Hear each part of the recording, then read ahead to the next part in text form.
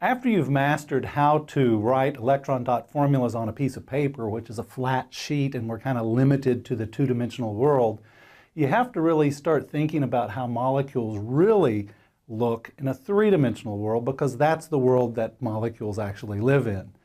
The simplest model for modeling this type of behavior, and it actually works rather well, is called the valence shell electron pair repulsion theory. And the name's probably scarier than it actually is as far as it works. We often just call it the Vsepr theory, and then we kind of just say it all together, Vsepr theory. So you'll hear me say Vsepr theory from now on when I mean the previous. So the way it works, and the name kind of gives it away, is you take your electron dot formula and you simply count electron regions around the central atom, and you realize that each of those regions is a negatively charged region. And so it's going to repulse all the other negatively charged regions, and they're going to try to get away from each other.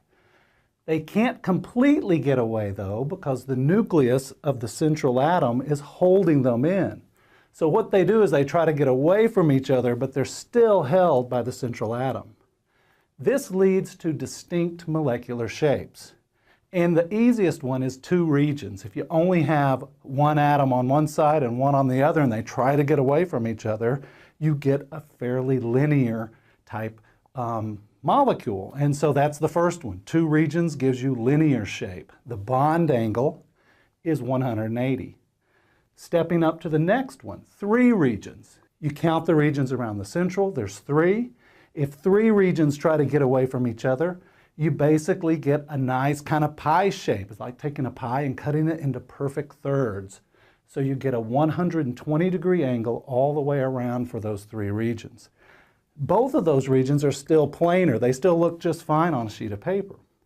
It's when you get to four regions that you have to go to the third dimension. You have to go three-dimensional. And what this gets you is a shape that we call a tetrahedron or tetrahedral geometry. It's four regions around a central, all perfectly symmetric.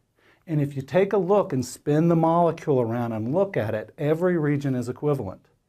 And the bond angles are now down to 109.5 degrees. That's a tetrahedral geometry. So as you can see, the bond angles are getting smaller because we're bringing in more regions. We started at 180 for linear, 120 for trigonal planar. Now we're down to 109.5 for tetrahedral. So that really sums up most of what we will use, especially in organic chemistry. Now, in addition to those, you can have expanded octets, which gets you 5 and 6 regions.